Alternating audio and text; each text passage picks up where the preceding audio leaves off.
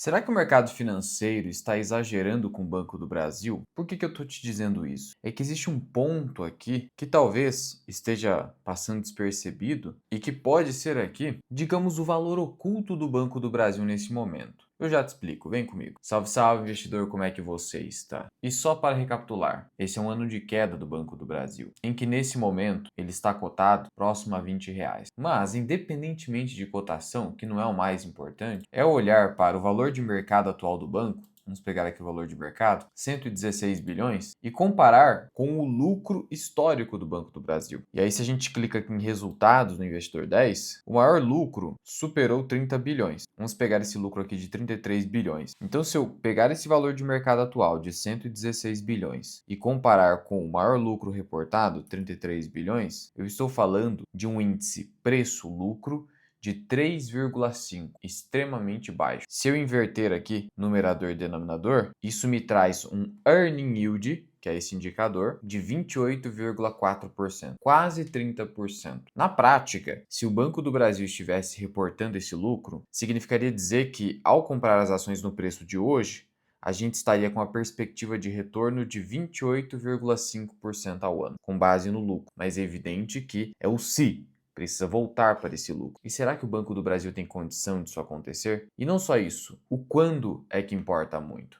Já que o dinheiro tem valor no tempo. Pensa comigo, os R$ 100 de dividendo que eu recebo agora vale muito mais que os R$ 100 que eu vou receber daqui 1 ano, 2 anos. Porque já teve inflação, já teve ali o meu custo de oportunidade, que é o dinheiro que eu poderia ter ganho na renda fixa de liquidez diária, o CDI. Então tudo isso é importante. Mas isso mostra pra gente que o Banco do Brasil hoje segue num cenário pessimista. E será que o mercado está sendo eficiente ao precificar o Banco do Brasil a apenas 116 bilhões de reais? Eu estou reforçando isso aqui porque eu quero te passar um detalhe contábil hoje existente a respeito do Banco do Brasil. Como é que você pega um documento que eu vou te mostrar aqui? Você vai na central de resultados, basta ir no site de relações com investidores do Banco do Brasil, informações financeiras, central de resultados. E aí você vai pegar um documento chamado Demonstrações Contábeis. Em PDF. Aqui tem a integralidade das demonstrações contábeis. É o resultado do primeiro trimestre de 2026. E você vai pegar aqui também o sumário de resultado, só para você ver qual foi o lucro líquido do Banco do Brasil no primeiro tri de 26. E esse lucro líquido contábil,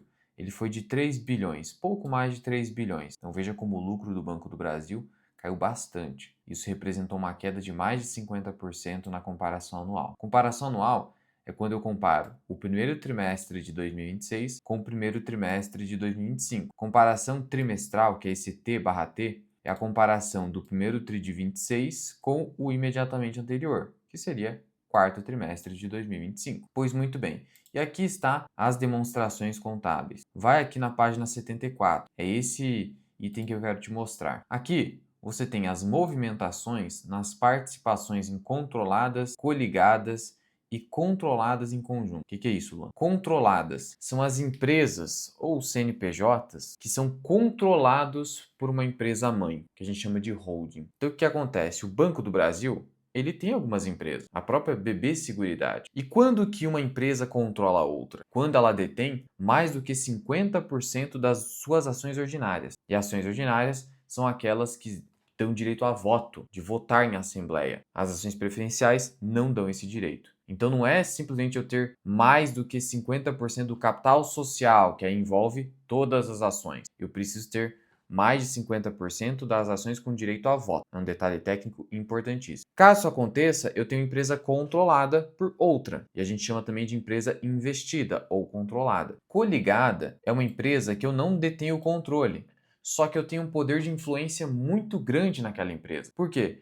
Porque eu detenho uma quantidade de ações expressiva. E qual seria objetivamente essa quantidade expressiva? Mais de 20%. Então, quando eu detenho mais de 20% de uma empresa, ela é considerada uma coligada. E controlada em conjunto? Quando eu, aqui no caso Banco do Brasil, controlo em conjunto com outro banco, outra empresa. Isso acontece muito, sabe onde?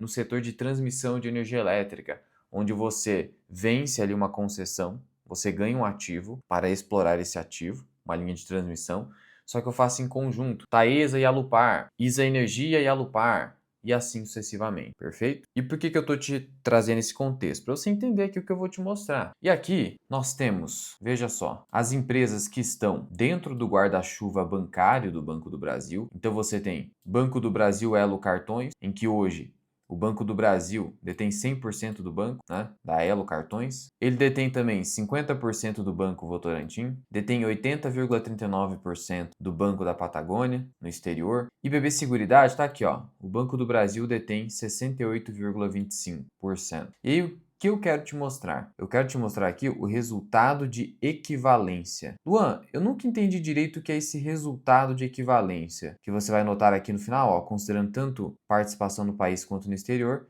esse resultado de equivalência referente ao primeiro trimestre de 2025, tá? Tô pegando aqui de 2025, só para você ter uma ideia. Esse resultado de equivalência foi de 3,8 bilhões. E aí note o seguinte, aqui eu tô pegando o primeiro trimestre de 2025. Esse resultado não foi muito diferente, onde? Primeiro trimestre de 2026, ó, 3,8 bilhões. Então, no final das contas, em termos de resultado de equivalência patrimonial, que a gente chama, você teve basicamente um resultado muito próximo. Isso mostra que essas empresas controladas, coligadas, etc., do Banco do Brasil possuem resultados mais estáveis, mais previsíveis, mesmo em um momento de crise no Banco do Brasil, que a gente já sabe. E o que seria esse resultado de equivalência? É simples, na verdade. É o lucro ou prejuízo que uma controlada ou coligada produz para a sua holding. Então, veja só, BB Seguridade, vou pegar o exemplo aqui da BB Seguridade.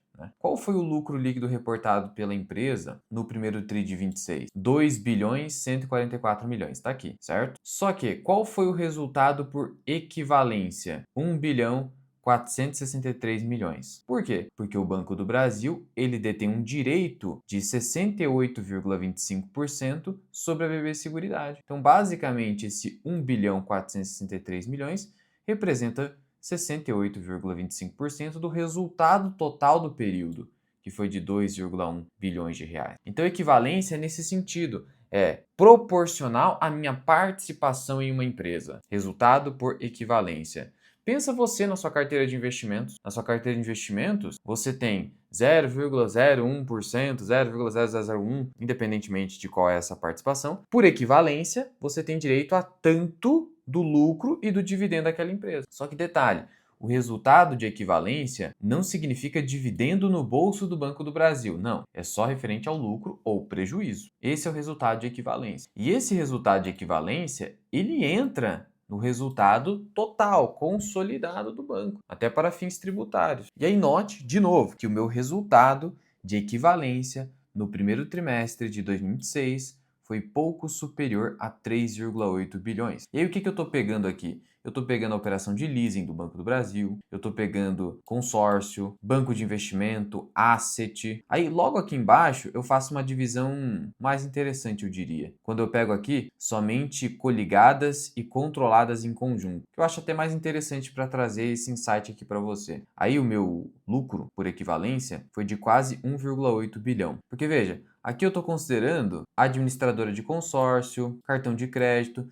em que o banco tem 100%, né? Aí é basicamente o próprio banco. Afinal das contas, só o Banco Votorantim, que eu poderia considerar aqui separado, por ser uma empresa investida, a própria BB Seguridade, Banco da Patagônia, porque tem 80%. Aqui embaixo fica mais interessante que eu estou pegando as controladas em conjunto, que eu tenho 50%, aqui eu tenho 74% e etc, né? Eu tive um resultado de quase 1,8 bi. Se eu considerar só aqui embaixo esse valor, em cima do lucro do próprio trimestre, que a gente viu que foi de 3 bilhões, né, praticamente. Eu estou dizendo que só das coligadas em conjunto. No caso, o lucro por equivalência que essas participações deram ao Banco do Brasil representou 58% do lucro total do Banco do Brasil, incluindo a sua operação principal, a bancária. Ou seja, quase 60% do resultado trimestral do banco veio somente das suas participações em conjunto com outras empresas. Olha só que interessante. E aí, se eu somar nessa brincadeira, pegar esse valor e somar aqui com a BB Seguridade, que produziu quase 1,5 bi de resultado por equivalência, a gente chega num número superior ao lucro total do banco. Ó, 3,2 bilhões de reais contra 3 bi 100. Você fala, cara, Como isso é possível? Seria o equivalente a dizer que o negócio bancário do Banco do Brasil está dando prejuízo. Perfeito. Está dando prejuízo. Mas como assim, Luan? Como pode isso? Está dando prejuízo? É simples, na verdade. Se eu vou aqui em margem financeira bruta, que é justamente o spread bancário, né? A diferença entre o quanto eu gasto para captar e o quanto eu ganho, né? De juros. Você pega essa margem, vamos lá, 27 bi. Até teve uma evolução em relação ao primeiro trimestre de 2025, o que é positivo. Só que o meu custo do crédito, que envolve as provisões, aquilo que eu acho que eu não vou receber, disparou para quase 19 bilhões. Você tem noção disso aqui? Aí eu tenho mais 10 bi de despesa administrativa. Se eu somar esses dois aqui, já anula toda a margem. Então, na prática, o negócio bancário está sim produzindo prejuízo hoje para o Banco do Brasil, desse ponto de vista contábil. Mas perceba, é um prejuízo antecipado ou virtual. O que eu quero dizer com isso? Se o Banco do Brasil conseguir receber esses valores, ainda que parcialmente, ele reverte a provisão e aí essa reversão entra como lucro. Nesse momento está entrando como prejuízo, mas eu sempre posso receber um crédito perdido, né? Para quem trabalha com advocacia, muitas vezes fica anos tentando receber um crédito, recebe parcialmente, num acordo, esse tipo de coisa. Claro que tem a prescrição, mas eu não vou entrar nesses detalhes. Mas enfim, se eu consigo reverter uma parte, seja com renegociações, parcelamentos, etc., isso aqui volta a entrar como lucro. Ou simplesmente no futuro, os novos contratos, presume-se, com a gestão do jeito que está trabalhando agora para recuperar a rentabilidade do banco e sendo mais restritiva na concessão de crédito, presume-se que aí eu vou ter uma redução no futuro desse custo do crédito. E enquanto isso não acontece, pelo menos eu tenho resultado positivo a partir dessas participações que o banco detém. Mas hoje sim dá para dizer que o negócio bancário puro em si está dando prejuízo para o banco, mas um prejuízo, de novo, entre aspas, virtual. E isso aqui, sabe, já aconteceu com outro banco, até no passado recente. Aconteceu com o Bradesco, que veja o que aconteceu aqui com o Bradesco. O resultado até 2022 foi de 21 bilhões. E aí esse resultado despencou para 14. E por que teve essa queda? Também por conta de forte inadimplência. E aí, de novo, você segue o mesmo procedimento, vai aqui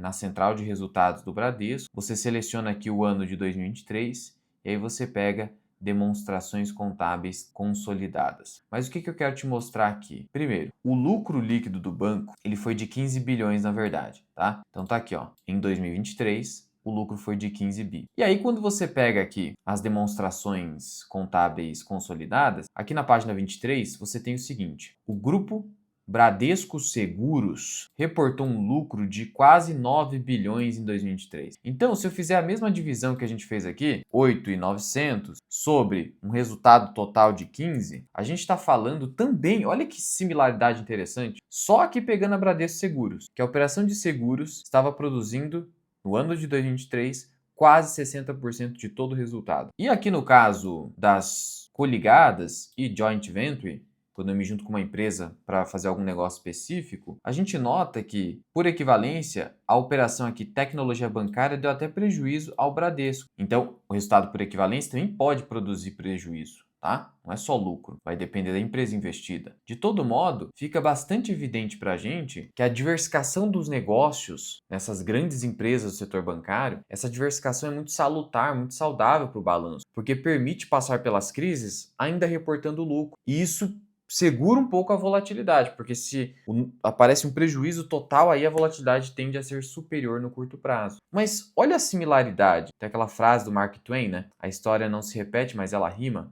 Olha a similaridade. Pô, Luan, então, se isso está tão evidente, por que o mercado continua batendo forte? Por que a ação do Banco do Brasil? Porque vamos pensar, Luan, se eu reduzo essas provisões pela metade, o que dá para acontecer? Porque em 2025, vamos voltar aqui, o custo do crédito estava em 10 bi, subiu para quase 20, então cair pela metade não é loucura. Então eu poderia fazer com que meu lucro facilmente dobrasse, não é? Sim, concordo. Então se meu lucro pode dobrar, supondo que ele seja de pelo menos 6 bilhões a cada trimestre, eu multiplico por 4, eu tenho 24 a 25 bilhões de lucro. Uma empresa que vale 116 bi sobre 24, negociando abaixo de 5 vezes os lucros, um dos menores patamares hoje de Ibovespa com índice preço-lucro a 11x, ou projetado 9x. Caramba, por que o mercado está fazendo isso? Então, é pelo aspecto temporal. E porque não necessariamente o mercado é eficiente o tempo todo. Na maior parte do tempo ele é eficiente. Só que o mercado, ele pega as informações atuais e coloca no preço. Então a eficiência de mercado, dá para dizer, sem medo de errar, ela está concentrada não no aspecto de longo prazo de um negócio.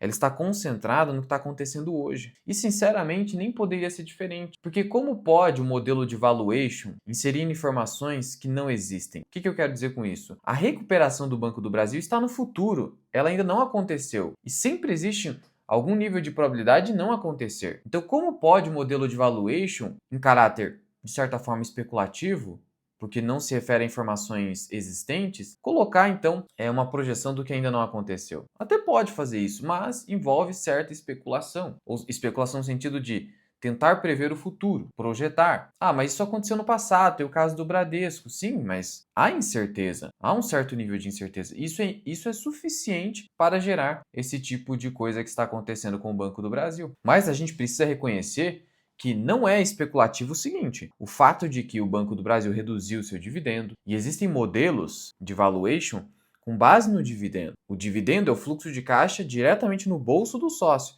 Se eu uso esse modelo para avaliar uma empresa e o dividendo caiu, o preço tem que cair naquele momento em específico. O lucro também caiu e ele também faz parte de modelo de fluxo de caixa descontado. Então, o preço precisa cair. Então, esse é o grande ponto. Então, no final das contas, quando você compra o Banco do Brasil, você está esperando a sua recuperação. Mas isso não é óbvio, por que todo mundo não compra então agora? Porque se eu olhar para esse possível lucro se recuperando a 24, 25 bilhões, a ação estaria de graça, sim. Só que não é a recuperação em si que muitas vezes é analisada pelo mercado, é o quando, a incerteza temporal. Então, esse é o grande ponto. Incerteza temporal. Você não sabe quando isso vai acontecer. E aí, supondo que isso leve 5 anos para acontecer, quanto que você não ganha com renda fixa em 5 anos no Brasil? Pô, Luan, a 15% ao ano eu consigo dobrar meu capital. Exato. Claro que você não vai receber tudo isso, né? Porque tem os impostos e taxas, mas em 6 anos no máximo. Imagina então que o Banco do Brasil, para voltar para um lucro de 25 até mais de 30 bilhões, leve 5 anos para isso acontecer. Até lá, ele pagando 3 a 4% de yield, não é muito pouco. Enquanto isso, na renda fixa, que é o mínimo que a gente espera ganhar, né? Afinal de contas, é o nosso dinheiro sem risco, entre aspas, a gente conseguiu dobrar o capital. Então, a incerteza temporal que gera toda essa volatilidade. Então, o Banco do Brasil ele teria que compensar essa defasagem, e para compensar eu preciso pagar muito barato, por isso que a ação fica muito barata no curto prazo, por causa dessa incerteza. Mas aí eu te pergunto, e se o Banco do Brasil surpreender positivamente, conseguindo reestruturar essa carteira e recuperar sua rentabilidade no menor período, em apenas 2 anos? Aí você estaria fazendo um bom negócio, mas existe a incerteza. E como que você lida com a incerteza? De duas formas. Ou não comprando, evitando por completo, mas de todo modo você não consegue evitar riscos, que você vai correr risco com outro ativo, ou comprando com margem de segurança aos poucos, montando posição devagar, a fim de que uma pequena parte do seu capital não seja devidamente remunerada no curto prazo, em prol de eventualmente ser muito remunerada no longo prazo, só que você não sabe quando. Então, nesses momentos de incerteza, especialmente quanto ao aspecto temporal, já que a recuperação do Banco do Brasil é bastante provável, só não se sabe quando, você pode fazer isso remunerando seu capital, se quiser, com pequenos aportes, diminutos. Isso é até mais interessante psicologicamente falando. Então veja, hoje o mercado ele está precificando o Banco do Brasil como se o negócio bancário não valesse nada, nada.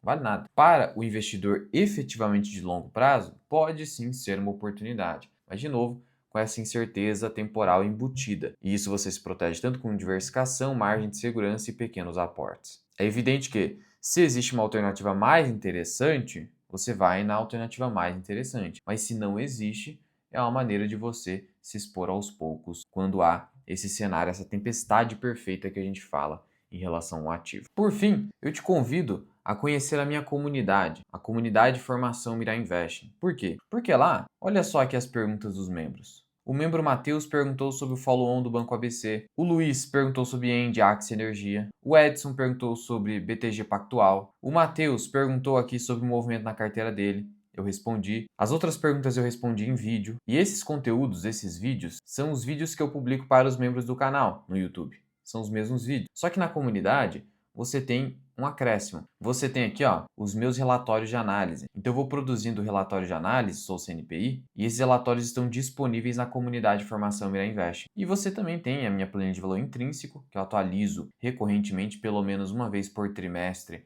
de acordo com o resultado trimestral das empresas. E que empresas? Aquelas que eu mais gosto e aquelas que estão na minha carteira de investimentos pessoal, que você acompanha também aqui na comunidade. E ainda você conta com o meu treinamento, o Formação Mirai Investing, para você se tornar um investidor mais independente. Então, aqui na comunidade você tem acesso a tudo, ao meu curso, aos relatórios de análise, à planilha de valor intrínseco, à minha carteira de investimentos e aos vídeos exclusivos publicados para os membros do canal. Então teste, o link está aqui na descrição e no primeiro comentário fixado. Agora, se você quiser apenas os vídeos exclusivos e a planilha de valor intrínseco, basta você se tornar membro do canal aqui no YouTube no Seja Membro. Mas agora eu quero saber a sua opinião. Você acha que faz sentido esse preço hoje do Banco do Brasil? O mercado está sendo eficiente nessa precificação ou está havendo algum exagero? Qualquer dúvida ou sugestão, comenta aqui embaixo. Fui!